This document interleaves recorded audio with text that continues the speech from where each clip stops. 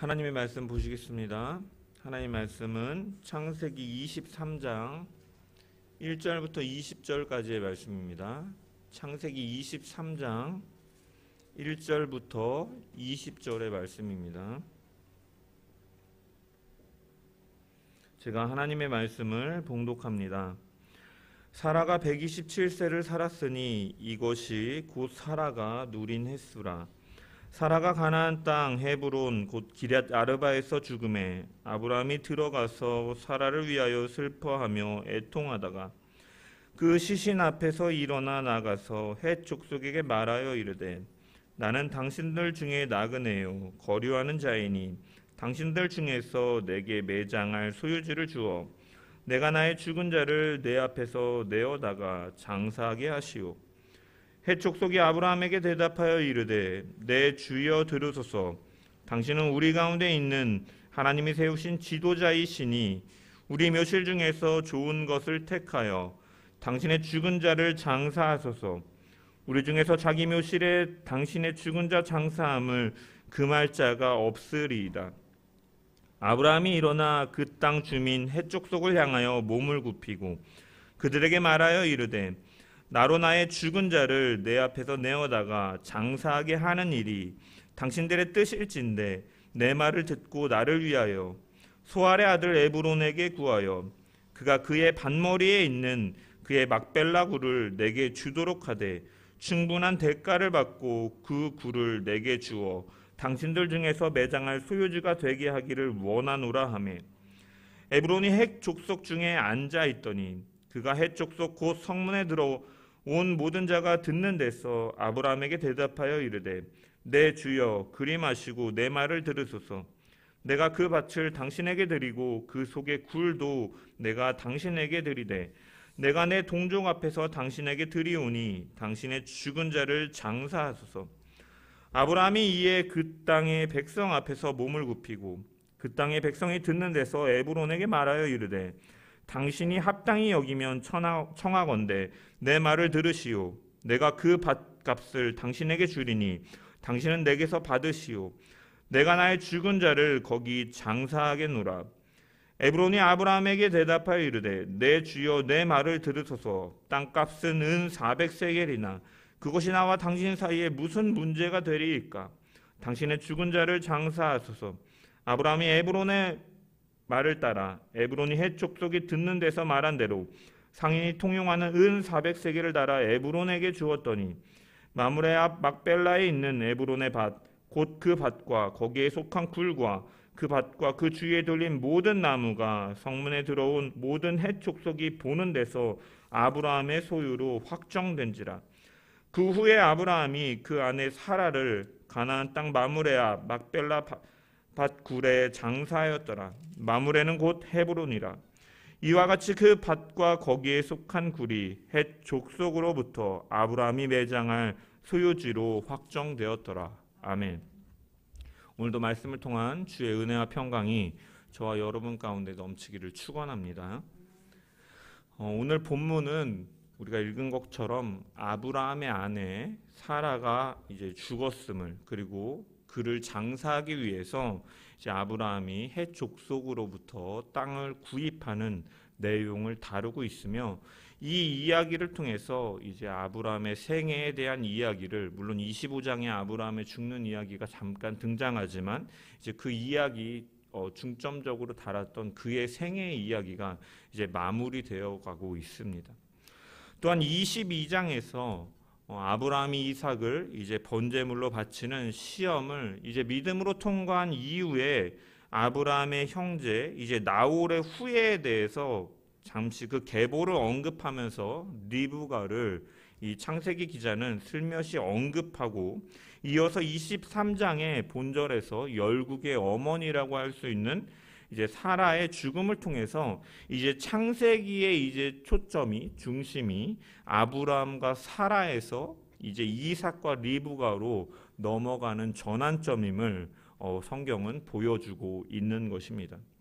오늘 본문 1절의 말씀을 우리 다시 한번 읽어보겠습니다. 1절 말씀 시작. 사라가 127세를 살았으니 이것이 곧 사라가 누린 횟수라.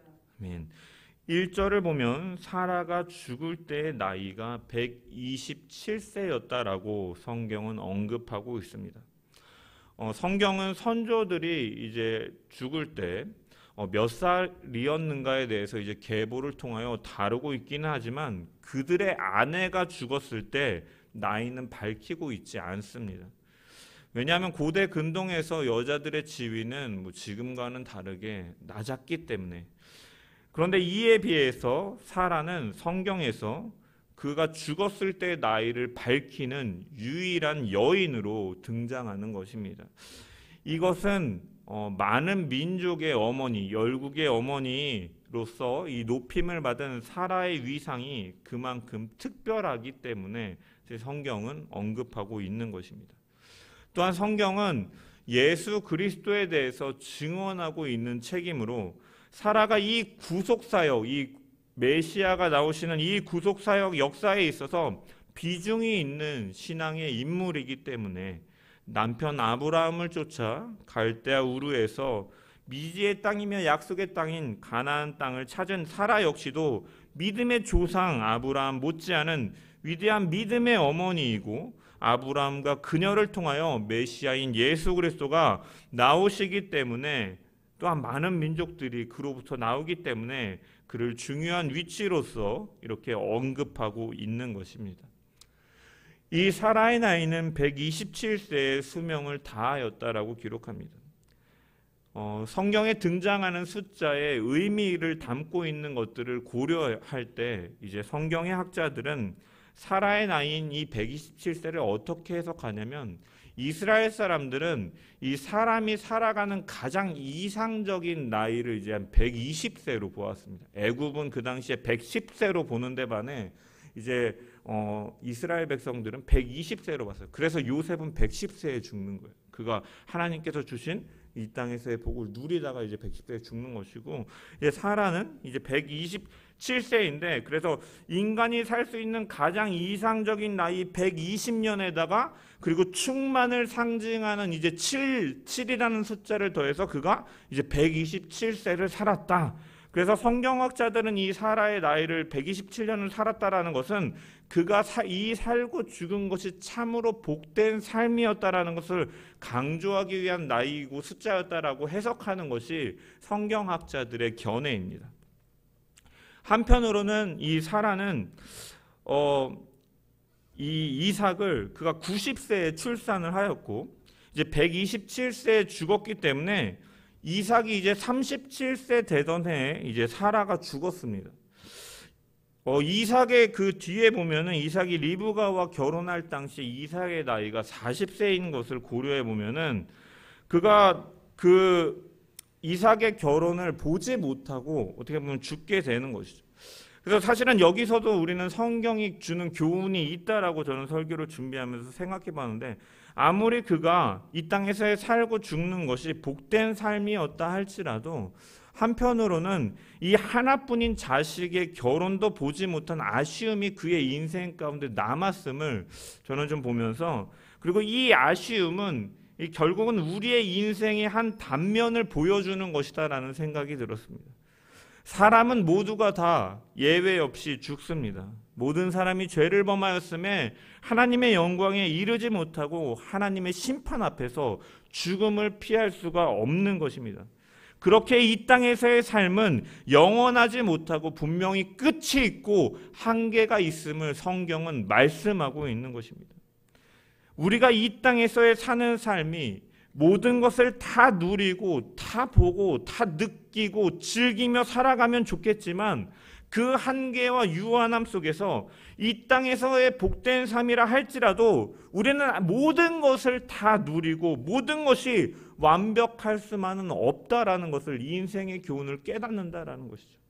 그렇기에 우리는 결국은 이 해 아래에서 수고하고 해 아래에 있는 것들은 결국은 헛된 것이며, 그렇기 때문에 그 해 위에 있는 하늘, 바로 하나님께로 나아가 그분과 교제하며 영생의 그 천국에서 눈물도 없고 슬픔도 없고 아픔도 없고 고통도 없는 참 평강과 기쁨과 만족이 있는 그곳을 소망할 수밖에 없다라는 것을 우리는 사라의 인생의 말미에서 다시 한번 깨달을 수가 있는 것입니다. 또한 그렇기 때문에 이 유한하고 어떻게 보면 한계가 있는 인생 속에서 하루하루 동안 삶 속에서 하나님께서 허락하여 주시는 그 은혜와 그 행복이 얼마나 우리에게 소중한지를 늘 기억하면서 우리는 그 하나님의 은혜에 감사하며 기쁨으로 주님께 영광을 돌리며 살아가는 것이 바로 우리의 삶의 자세가 되어야 된다라는 것을 설교를 준비하며 묵상해 보았습니다. 이러한 삶이 저와 여러분 가운데 있기를 주님의 이름으로 축원합니다. 이어서 2절의 말씀을 보면 사라가 가나안 땅 헤브론 곧 기럇 아르바에서 죽음에 아브라함이 들어가서 사라를 위하여 슬퍼하며 애통하였다라고 기록되어 있습니다. 창세기 기자는 사라가 죽은 곳을 가나안 땅 헤브론 곧 기럇 아르바라고 밝히고 있는 것입니다. 나이에 이어서 사라가 죽은 장소 역시도 언급하고 있는 것입니다. 기럇 아르바는 헤브론의 옛 이름이고 네 개의 주요 길이 갈라지는 곳입니다. 또한 네 마을이 합쳐져서 한 도시를 이루기 때문에 이러한 이름이 주어졌다라고 성경학자들은 해석하기도 합니다. 그런데 히브리어 원어로 이 구절을 살펴보면 이제 가나안 땅 에레츠 케나안, 이 가나안 땅 앞에 이제 모모 안에서라는 뜻의 그 가진 전치사 배가 앞에 붙습니다. 그래서 베레츠 케나안이라고 이렇게 기록하고 있습니다. 이건 무슨 말이냐? 가나안 땅 안에서라는 의미인 것이죠. 그리고 그 뒤에 나오는 헤브론 곧 기럇 아르바라고 기록된 구절도 보면 기럇 아르바에 그 앞에 말씀드린 것과 같이 같은 모모 안에서 이 전치사 배가 붙어 있습니다. 그래서 사라가 헤브론 곧 기럇 아르바 안에서 가나안 땅 안에서 그가 죽었다라고 이 안에서라는 단어를 반복해서 성경은 말씀하고 있는 것입니다. 이것은 무슨 의도이냐? 바로 사라가 블레셋이나 애굽 등과 같은 이방 지역이 아니라 바로 하나님의 약속의 땅 가나안 땅 안에서 죽었음을 강조적으로 보여주기 위해 성경은 반복적으로 이 전치사 배를 통하여서 언급하고 있는 것입니다. 구약 당시의 여성들의 지위는 미비해서 사람을 대수할 때조차 포함되지 않을 정도였는데 왜 사라의 나이에 이어서 죽은 장소까지도 이처럼 반복해서 성경은 언급하고 있는가? 그것은 바로 믿음의 조상 아브라함이 그 가문이 가나안 땅에 계속해서 거주하며 그 땅에 뿌리를 내렸다라는 사실을 확실하게 이스라엘 이 성경을 접하고 있는 이스라엘 백성들, 모세를 통하여 출애굽하여 그 땅을 향해 가고 있는 이스라엘 백성들에게 그 땅의 정체성을 확실하게 알려주기 위해서 성경은 이렇게 반복해서 기록하고 있다라는 것입니다. 아브라함은 가나안에 이주한 직후에 한때는 그 땅에 기근이 들므로 인해서 애굽으로 잠시 내려간 때도 있었지만 이때도 약속의 땅을 잠시 떠난 것이었고 회개하고 애굽으로 나와 이 약속의 땅으로 돌아왔으며 그 이후에 계속해서 가나안 땅에 머물렀음을 보여주고 있는 것입니다. 그래서 25장에 보면 사라가 죽은 후에 38년이 지난 이후에 아브라함 역시 이 죽음을 지나서 사라 곁에 장사되는 것을 보게 되고 또한 요셉 역시도 그가 죽은 이후에 이곳에 와서 묻히게 해달라고 그의 형제들과 자손들에게 부탁을 하는 모습을 볼 수 있습니다. 이처럼 이 아브라함의 이 가문은 이 후손들은 가나안 땅에서 이 뿌리를 내리며 살았음을 보여주는 것이죠. 아브라함에게 가나안 땅은 하나님께서 자신과 자신의 후손들에게 허락하신 약속의 땅이라는 이 사실을 확신하는 믿음이 있었기 때문에 그는 그렇게 살았고 사라 역시도 이곳에 묻는 것입니다. 아브라함은 사라의 죽음으로 인해 슬퍼하며 애통하였다라고 2절에 기록되어 있습니다. 여기서 슬퍼하다라는 동사의 원형은 사파드라는 히브리어인데 가슴을 치며 슬퍼하는 행위를 가리키는 것입니다. 또한 애통하다라는 동사의 원형은 빠카라는 단어인데 조용히 우는 것이 아니라 큰 소리로 소리를 내며 눈물을 흘리는 행위를 가리키는 것입니다. 성경은 이 사라의 죽음 앞에 아브라함의 심경을 이 슬퍼하며 애통하다, 어떻게 보면 유사한 의미를 가진 두 단어를 한 절 안에 겹쳐서 언급하고 있다라는 것입니다. 이것은 바로 아내의 죽음을 맞이한 아브라함이 감당하기 어려울 정도로 큰 슬픔에 깊이 잠겨 있음을 강조적으로 보여주고 있는 것이죠. 또한 히브리어 동사는 주어에 따라서 그 동사의 어미가 결정되는데, 여기 기록된 애통하다라는 이 동사를 보면은 이 그녀를 가리키는 이 어미가 나와요. 그래서 그녀를 위하여 애통하였다, 사라를 위하여 슬퍼하였고 그녀를 위하여 애통하였다라고 직역할 수가 있습니다. 이처럼 반복해서 기록하고 있는 것이죠. 아브라함의 슬픔은 그녀로 인함이었다, 사라로 인하여, 그녀를 위하여를 계속해서 강조하고 있는 것입니다.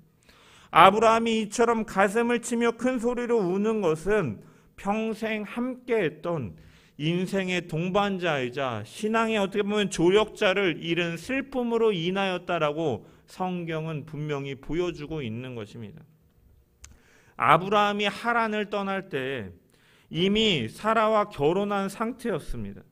그렇기 때문에 최소한 그 이후로부터로 계산해도 아브라함은 최소 60년이 넘는 시간 동안에 그녀와 함께 하였습니다. 거기다 가나안 땅으로 그는 이주해 왔으니까 이방인과 같은 그 시간 동안에 어떻게 보면 고생한 경험들이 그 둘에게는 얼마나 많이 있었겠습니까?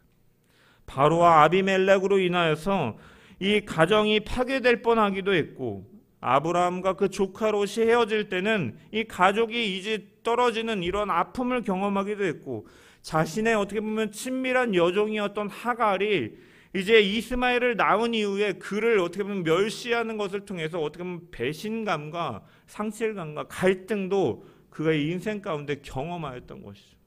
한편으로는 그렇게 노력해도 갖지 못했던 아들을 아브라함의 100세 때 하나님께서는 약속을 이루시고 성취하심에 따라 이삭을 갖게 하셨으니 그 기쁨 역시도 말로 표현할 수 없었을 것입니다. 이처럼 아브라함과 사라는 서로 동고동락하면서 함께하다가 이제 사라가 먼저 세상을 떠난 것입니다. 이처럼 아브라함에게 있어서 사라는 희노애락을 함께한 사람이었던 것입니다. 그렇기에 아브라함은 가슴을 치며 슬퍼하였고 크게 소리 지르며 애통하였던 것입니다. 자신과 함께 나그네와 거류민과 같은 그 길을 걸어온 아내 사라가 먼저 죽은 것에 대한 그 상실이 견딜 수 없는 슬픔과 아픔으로 느꼈던 것입니다.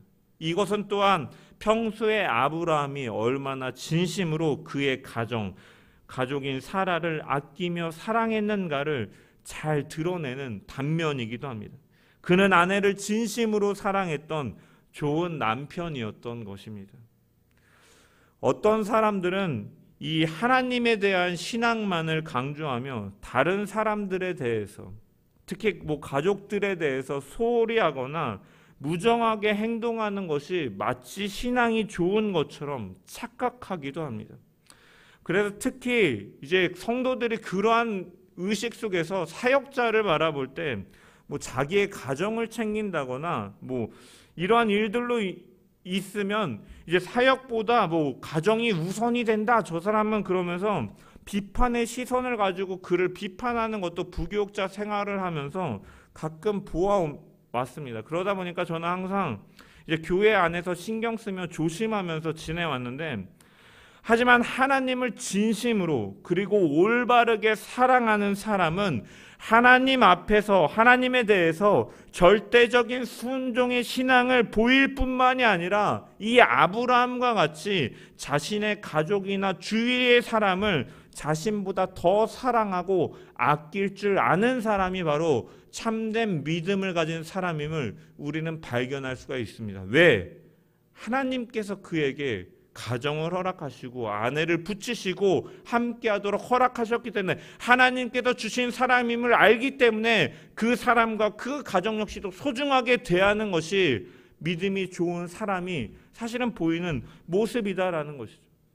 그래서 주님께서도 이러한 개념을 바탕으로 해서 이 고르반, 하나님께 드림이 되었다라고 하기만 하면 부모에게 너희가 드리지 않아도 된다라고 말하는 너희들아, 자신의 곁에 있는 가족들에게 소홀한 너희들아 하고 말하면서 그것은 잘못된 것이다 라고 분명히 비판의 뉘앙스로 말씀하셨던 것을 우리는 복음서를 통하여 볼 수가 있는 것입니다. 이런 면에서 자신의 아내의 죽음 앞에 가슴을 치며 통곡하는 이 아브라함의 모습은 아름다운 신앙인의 모습이다라고 할 수가 있는 것입니다. 바울은 에베소 교회 성도들을 향해서 뭐라고 권면했습니까? 남편들아, 아내 사랑하기를 그리스도께서 교회를 사랑하시고 그 교회를 위하여 자신을 주심같이 하라. 그리스도는 교회를 위하여 어떻게까지 사랑하셨습니까? 자기의 생명을 내어줄 정도로 사랑하셨는데 남편들아, 아내를 그렇게 그리스도가 교회를 사랑한 것과 같이 사랑하는 것이 바로 그리스도인의 본분임을 말씀하고 있다는 것이죠. 그리고 또한 아내들을 향해서도 아내들이여 자기 남편에게 복종하기를 주께 하듯 하라라고 하면서 이 가정의 권위와 질서를 인정하는 가운데 주님께 하듯이 남편에게 순종하고 그 둘의 관계가 이러한 깊은 관계가 되도록 바울은 권면하였던 것입니다. 우리는 이 사라를 떠나보내는 아브라함의 모습을 보면서 우리의 인생도 사랑하는 사람과 함께하다가 떠나보내는 것임을 우리는 다시 한번 생각해 봅니다. 내가 먼저 갈 수도 있고 또 내 곁에 있는 배우자가 사실은 나보다 먼저 갈 수도 있습니다. 우리는 한평생 동안 살아가면서 이제 그 둘이 사실은 가장 많은 시간을 보내기 때문에 그 둘 가운데는 추억이 쌓일 수밖에 없다라는 것입니다. 기쁨의 추억거리가 되기도 하고 슬픔의 추억도 이러한 모든 것들이 점차 쌓여서 그 사람을 향한 기억이 되고 중요한 것은 언젠가는 이별이 찾아오며 이별이 찾아온 이후에는 더 이상 쌓을 추억이 없다라는 것을 우리는 분명히 기억해야 된다는 거예요. 따라서 우리가 지금 어떻게 사랑하고 어떻게 서로를 섬기고 어떻게 귀하게 여기며 살아가는가를 늘 고민하면서 아브라함의 믿음으로 함께 살았던 이 아내와의 추억과 애정을 가지고 갔던 것과 같이 우리의 마음 가운데 늘 소중한 아름다운 추억이 이 동반자들과 함께 쌓여가는 저와 여러분 되기를 주님의 이름으로 축원합니다. 지금 부부들끼리 앉아 있는데 옆 사람을 보면서 한번 인사해 보겠습니다. 당신은 내게 가장 소중한 사람입니다. 네. 네. 바로 하나님께서 내게 허락하신 사람인 줄 알고 늘 귀하게 여기고 싸우지 마시고 무시하지 마시고 다투지 마시고 동고동락하면서 아름다운 사랑을 추억을 세워나가는 저와 여러분 되길 소망합니다. 그리고 그 사랑은 하늘나라에서 다시 만날 것이기 때문에 우리는 또한 기대하며 나아가야 될 줄 믿습니다. 3절부터는 이런 아브라함이 슬픔과 애통의 시간을 지나서 이제 일어나 아내를 장사하기 위해 준비하는 이제 과정들이 기록되어 있습니다. 우리 3절의 말씀을 한번 3절과 4절의 말씀을 한번 읽어보겠습니다. 시작.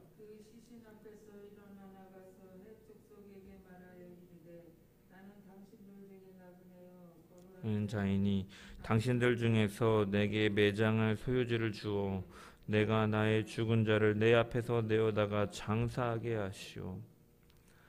우리가 상식적으로 생각해 볼 때 평생을 같이 한 사라를 잃은 이 아브라함의 슬픔이 사실은 더 자세하게 기록되어야 될 것 같지만 창세기 기자는 이 아브라함이 사라의 죽음을 애도한 일은 1절과 2절을 통해서 간단하게 기록하고 있는 반면에 그녀를 장사할 땅을 매입한 일에 대해서는 3절부터 18절까지 매우 상세하게 기록하고 있습니다. 이것을 통해 알 수 있는 것은 무엇이냐면 성경의 성격을 우리는 분명히 알 수가 있다는 거죠. 성경은 이 한 인물에 대해서 부각시키기 위함이 아니라 결국은 그리스도에 대해 증언하는 것이며 하나님의 일하심, 그 하나님의 약속의 성취를 분명히 성경은 관심이 있고 포커스가 있기 때문에 아브라함이 이 땅을 얻은 것에 대해서 주요 관심이 있어서 자세하게 기록하고 있다라는 것입니다. 그렇다면 아브라함과 그의 후손이 이 땅을 얻은 것에 왜 관심이 많은가? 그것은 바로 하나님께서 아브라함에게 약속하신 일들이 성취되어가는 과정에 있기 때문인 것입니다. 아브라함은 슬퍼하며 애통하다가 그녀를 장사하기 위해 그 땅에 토박이 들인 헷 족속 사람들에게 말을 건네고 있습니다. 나는 당신들 중에 나그네요 거류하는 자이니 당신들 중에서 내게 매장할 소유지를 주어 내가 나의 죽은 자를 내 앞에서 내어다가 장사하게 해달라고 부탁하고 있습니다. 여기서 언급되는 헷 족속은 이 가나안 원주민 가운데 한 무리를 가리키는 것이고, 그들에게 아브라함은 자기 자신을 가리켜 말하기를 나는 당신들 중에 나그네요 거류하는 자다라고 말하고 있습니다. 거류하는 자다라는 의미는 길에서 벗어나다라는 동사에서 유래된 말로 일정한 거처 없이 떠돌아다니는 자를 의미합니다. 또한 나그네는 앉다라는 단어에서 파생해서 일정한 지역에 거주하기는 하지만 개인 소유의 땅을 갖지 못한 자를 일컫는 표현이기도 한 것입니다. 아브라함이 비록 하나님으로부터 가나안 땅을 약속받긴 했지만 이 언약 이후에 이러한 50여 년이 훨씬 지난 이 시점까지 나그네로 거류하는 자로 자처할 정도로 그 약속은 아직 성취되지 못하고 있었다는 거죠. 또한 아브라함은 이 표현을 통해서 원주민이 아닌 이방인이었기 때문에 그 당시에 고대 근동의 문화를 살펴보면 지역 공동체의 허락이 없이는 어느 땅도 묘지로 이방인들은 사용할 수 없었고 땅을 구입하는 것조차 쉽지 않았기 때문에 아브라함은 그들에게 정중하게 부탁을 하고 있는 것입니다. 왜냐하면 그 당시의 전통에 따르면 땅은 자신의 그 친척 외의 사람들에게 파는 개념이 아니었기 때문에 가족들에게만 넘길 수 있었기 때문에, 물론 친척이 없거나 어려운 상황에 처했을 때는 예외적인 상황도 존재하긴 합니다. 이런 경우에는 보통 어떻게 하느냐, 땅을 살 사람을 가족으로 입양하든지 아니면 혹은 그렇게 하지 않더라도 혹은 이 동네 유지들이 적극적으로 개입해서 중개자 역할을 함을 통해서 이 땅이 이제 이 양도되는 것이 가능할 정도로 이처럼 외부인이 땅을 갖는다라는 것은 결코 쉽지 않은 고대 근동의 사회였다라는 것입니다. 그래서 땅을 매입하고자 하는 사람은요, 땅 주인도 설득해야만 했지만 그 주인이 속하여 있는 공동체도 설득해야만이 그 땅을 양도받을 수 있었습니다. 이에 아브라함은 자신을 낮추면서 헷 족속 주민들에게 자기에게 땅을 팔아 줄 것을 이처럼 요청하고 있는 것입니다. 아브라함의 이러한 요청 속에 헷 족속 사람들은 아브라함에게 대답하고 있습니다. 우리 5절과 6절의 말씀을 한번 읽어보겠습니다. 시작. 족속이 아브라함에게 대답하여 이르되 내 주여 들으소서. 당신은 우리 가운데 있는 하나님이 세우신 지도자이시니 우리 묘실 중에서 좋은 것을 택하여 당신의 죽은 자를 장사하소서. 우리 중에서 자기 묘실에 당신의 죽은 자 장사함을 금할 자가 없으리이다. 아멘. 이 흥미로운 것은 아브라함은 자신을 그 당시에 가장 낮은 계층을 상징하는 떠돌이와 나그네로 표현하였지만 원주민들은 그를 뭐라고 말합니까? 하나님이 세우신 지도자로 대우하고 그에게 경의를 표하고 있는 것입니다. 그들은 아브라함을 부르기에 있다 보면 에브론이 아브라함에게 내 주여라고 말을 합니다. 내 주라고 말하고 당신은 우리 가운데 있는 하나님이 세우신 지도자라고 헷 족속들은 밝히고 있는 것을 보면 아브라함은 그들에게 대단히 존귀한 역임을 받고 있었음을 우리는 유추해 볼 수가 있습니다.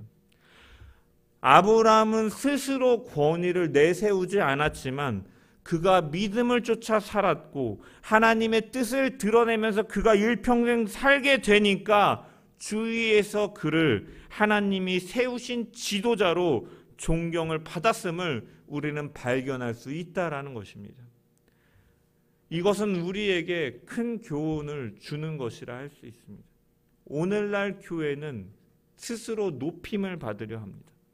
국가가 정부가 우리를 이렇게 차별해서 대하면 안 된다라고 주장하면서 힘을 내세우고 우리가 얼마나 영향력이 있는가 보여주려고 하고 정치권과 결탁해서 이러한 힘을 보여주려고 합니다. 그러나 교회가 성도가 나아가야 되고 행해야 되는 방향은 주님께서 바리새인과 서기관들을 향해서 그들은 잔치의 윗자리와 회당의 높은 자리와 시장에서 문안받는 것을 즐겨하며 사람들에게 청함 선생이라고 칭함받는 것을 그들은 좋아한다라고 말씀하시면서 비판하시고 자신은 낮아지심과 겸손으로 십자가를 지시고 죽기까지 순종하심으로 하나님의 영광이 되었고 하나님은 그 순종과 희생을 통하여서 영광을 받으시고 또한 그 낮아지심 그 주님을 하나님께서 영광을 받으시고 그를 높이 세우셨음을 우리는 분명하게 기억해야 된다는 것입니다. 권위는 영광은 스스로 주장해서 나오는 것이 아니라 그 사람의 모습을 주변에서 인정할 때 나오는 것이 바로 진정한 권위인 것입니다. 아브라함은 나그네와 같은 삶을 그가 이방인과 같은 삶을 살아가고 있었지만 그가 존경을 받을 수 있었던 것은 그의 삶이 이방인들이 보기에도 하나님이 세우신 지도자와 같은 삶을 그가 살았기 때문에 그 주변에 있는 사람들이 인정하고 그런 모범적인 것이었기 때문에 존경과 존중을 받았던 것처럼 우리 역시도 그러한 삶을 사는 저와 여러분 되기를 축원합니다. 다른 종교와 다른 문화 속에서 오랜 시간 동안 살아가던 그러한 헷 족속들에게 존경을 받는다라는 것은 굉장히 어려운 일이었겠지만 아브라함은 그의 삶 가운데 자신과 다른 가치관을 가지고 사는 사람이라 할지라도 이웃에게 유익을 끼치며 존경받을 만한 삶을 살았기 때문에 그는 이처럼 존중과 존경을 받았음을 우리가 기억하면서 오늘날 기독교가 이같이 너희 빛을 사람 앞에 비추게 하여 그들로 너희 착한 행실을 보고 하늘에 계신 너희 아버지께 영광을 돌리게 하라. 이 주님의 말씀을 기억하면서 늘 우리의 삶 가운데 하나님의 영광이 그리고 하나님의 영광을 위하여 주님께서 걸어가신 그 겸손과 낮아지심과 섬김과 희생과 그 사랑의 모습이 저와 여러분 가운데 드러나기를 주님의 이름으로 축원합니다. 말 한마디 한마디가 행동 하나하나가 섬김과 사랑의 향기가 드러나고 하나님의 영광이 드러나는 저와 여러분의 삶 되기를 주님의 이름으로 소망합니다. 헷 족속의 사람들의 긍정적인 답변에 아브라함은 이제 마음에 두었던 이 말을 꺼내기 시작합니다. 9절에 보면은 그가 그의 밭머리에 있는 그의 막벨라 굴을 내게 주도록 하매 충분한 대가를 받고 그 굴을 내게 주어 당신들 중에서 매장할 소유주가 되게 하기를 원하노라. 소알의 아들 에브론의 그 밭 끝자락에 있는 막벨라 굴을 매매할 수 있도록 중개해달라고 그 공동체에 요청하고 있는 것이죠. 이에 그 자리에 있던 에브론은 이 성문에서 이러한 모든 일들이 이루어진다라고 말하지 않았습니까? 여기도 보면 이 성문에 들어온 모든 자가 듣는 데서 그가 말하였다. 그래서 에브론이 그 자리에 있었는데 이 11절에 보면 모든 사람이 듣는 앞에서 아브라함에게 그 굴과 굴뿐만이 아니라 그 굴이 속한 밭까지도 공짜로 주겠다라고 말을 합니다. 하지만 아브라함은 이 에브론의 호의로 보이는 이 제안을 거절하고 반드시 가격을 치르고 나서야 사라의 시신을 그곳에 안치하겠다, 장사 지내겠다라고 말하고 있습니다. 아브라함의 말에 에브론은 이제 못 이기는 척하면서 그 땅은 은 400세겔이다라고 밝히고 아브라함은 그 땅의 값을 지불하고 그 땅을 매입하는 것이죠. 지금의 이성으로 생각해 볼 때 누가 나에게 땅을 공짜로 주겠다, 부동산을 공짜로 주겠다 하면은 굉장히 그냥 바로 받겠지만 우리가 사실은 이해가 안 가지만 이것은 그 당시의 이 토지 거래의 방식입니다. 이 생색과 예우를 이 파는 사람은 이 살려는 사람에게 이제 생색을 내고 예우를 동원해서 상대방의 체면을 이제 최대한 세워줌을 통해서 상대방을 기분 좋게 해주면서 이제 이렇게까지 하는데 네가 사지 않고 배기겠어? 좋은 값에 살 수밖에 없음을. 우리가 옷가게에 들어가서도 막 사탕 바르면 고객님 너무 잘 어울리세요. 옷이 너무 잘 어울리세요. 막 이렇게 말하면 우리가 그 말에 이렇게 화해서 도저히 거부할 수 없는 것처럼 이처럼 이렇게 수세적인 입장에 처하게 하면서 자신이 원하는 가격을 이제 슬며시 제시하는 것이 그 당시에 이제 토지에 이제 매매하는 이 거래 방식이었다라는 거죠. 그래서 아브라함도 이 에브론의 빈말을 고지고대로 받아들인 것이 아니라 더 값을 치러서 은 400세겔의 그 밭을 사는 것을 보게 되는 것이죠. 여러분 그 당시에 한 사람의 1년 이 연봉이요. 은 5에서 10세겔이에요. 5에서 10세겔. 그러한 점을 감안하면 아브라함이 이 사라의 묘지로 쓸 땅을 400세겔을 주고 샀다라는 것은 어떻게 보면 굉장히 지나치다 싶을 정도로 큰 비용을 주면서 사는 것입니다. 수십 명의 연봉에 해당하는 금액을 주고 사는 것이기 때문에 아브라함이 지불한 이 은을 무게로 치면은 44kg 이상의 무게입니다. 굉장한 무게입니다. 사무엘 하를 보면은 다윗이 성전을 이제 건축하고 싶어서 성전터를 구입하면서 지불한 금액이 얼마냐 기록되어 있냐면 은 50세겔입니다. 예루살렘 성을 짓기 위해서 이 지불한 금액이 50세겔이에요.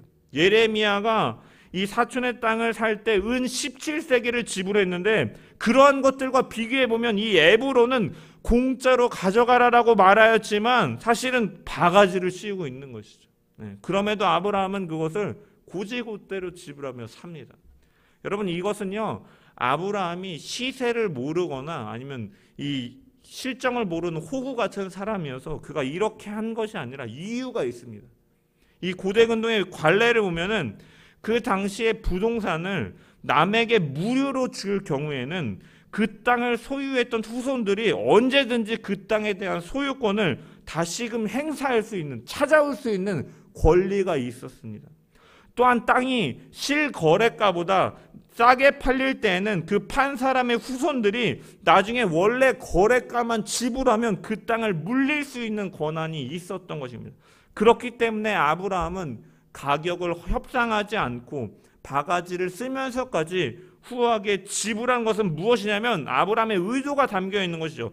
이 땅을 영구적으로 자신과 그의 후손들의 소유로 두기 위해서 그는 이 땅을 어떻게 보면 바가지가 씌울 정도로 큰 금액을 지불하면서까지 가져오고 있는 것입니다. 여러분 왜 아브라함은 이렇게 했겠습니까? 그와 그의 아내 사라는 어떻게 보면 이스라엘 백성들 자신들의 후손들의 조상입니다. 그리고 모든 이스라엘 백성들은 그녀의 태로부터 나왔다라고 할 수가 있는 거예요. 그렇게 하나님께서 약속하신 이 선민 이스라엘 중에서 제일 먼저 죽은 이를 하나님의 약속의 땅에서 합법적으로 땅을 구입하고 장례를 치르고 그 땅을 소유하고 그 땅에 매장하는 것은 하나님의 백성이 그 땅에 뿌리를 박는 굉장히 상징적인 일이었기 때문에 그는 아끼지 아니하고 그 일을 확실히 할 기회가 생기게 되자 그 기회를 놓치지 않고 아무런 흥정 없이 은 400세겔이라는 거액을 아낌없이 내어놓으면서 이러한 땅을 구입하고 있는 것입니다. 이것은 전적으로 하나님만을 의지하려고 하는 아브라함의 믿음이 바로 이 베이스 가운데 있었기 때문에 이러한 행동을 한다라는 것입니다. 너는 너의 고향과 친척과 아버지의 집을 떠나서 내가 내게 보여줄 땅으로 가라. 내가 너로 큰 민족을 이루고 내게 복을 주어 내 이름을 창대하게 하리니 너는 복이 될지라 라고 말씀하셔서 민족을 이루게 하시고 그 민족을 이루게 하기 위해서는 땅이 약속되어 있는 것처럼 비록 그 하나님의 약속을 믿고 간 그 땅에서 아직 자기의 소유가 아니었지만 하나님께서 언젠가는 이 땅을 자기와 자기의 후손들에게 소유가 될 것을 약속한 땅이었기 때문에 그는 이 자신이 가진 소유를 아낌없이 주고 사서 이런 기회가 생기게 되니까 그는 누구도 이의 제기할 수 없도록 하나님께서 주신 약속의 그 성취하기 위해서 최선을 다하고 충성을 다하고 있는 모습을 보이고 있다라는 것입니다. 믿음으로써 이것을 행하고 있다는. 아브라함이 단순히 돈이 많아서 그 땅을 사고 싶어서가 아니라 하나님이 약속하신 땅이었기 때문에 나중에 이의제기할 수 없게끔 그는 합법적으로 확실하게 그 땅을 소유하기 위한 첫 걸음으로서 믿음으로 이처럼 행하고 있다라는 것이죠. 여러분, 믿음이란 무엇입니까? 결국은 관계입니다. 하나님과의 관계, 사람과 하나님과의 관계. 그리고 그 관계가 믿음을 주고받는 특별한 관계가 되었음을 의미하는 것이기도 합니다. 그는 하나님의 약속을 신뢰하고 믿었기 때문에 자신의 소유도 아까워하지 않고 믿음으로써 하나님의 일을 이루기 위해서 이렇게 자신의 소유를 사용하고 있는 모습을 그는 보여주고 있다는 것입니다. 세상 사람들은 이제 11조나 헌금을 내는 것을 이해하지 못합니다. 특히 가난한 사람들이 이 교회에 헌금을 드리는 것에 대해서 막 비난합니다. 낯쓰기도 바쁘고 형편도 넉넉하지 않은데 왜 목사한테 갖다 바치느냐? 주 예수라 해가지고 주식회사, 돈을 끌어모으는 교회다라고 비판해요. 주식회사, 주 예수를 가로에 주를 넣어가지고 주식회사 예수를 팔아먹고 돈을 벌어먹는 단체다, 목사다라고 비난합니다. 여러분, 하지만 우리는 알고 있죠. 우리는 목사에게 돈을 바치는 것이 아니라 하나님을 향한 믿음이 있기 때문에 하나님의 뜻을 위해서 우리의 삶이 비록 넉넉하지 않더라도 형편이지만 하나님께 물질을 구별하여 드리고 그 물질이 흘러가는 곳에 하나님의 선한 뜻이 나타나기를 바라는 믿음의 행위로서 우리는 드리는 것임을 우리는 잘 알고 있는 것이죠. 하나님과의 관계인 믿음을 온전하게 가졌기 때문에 아브라함은 자신의 소유를 아까워하지 않고 이 은 400세겔이라는 어떻게 보면 그 큰 금액을 치러서 이렇게 행하고 있는 것은 그가 하나님의 약속을, 그 상급을 바라보았기 때문에 어떻게 보면 그 소유를 어떻게 보면은 아무것도 아닌 것처럼 여기면서 그렇게 할 수 있었던 것입니다.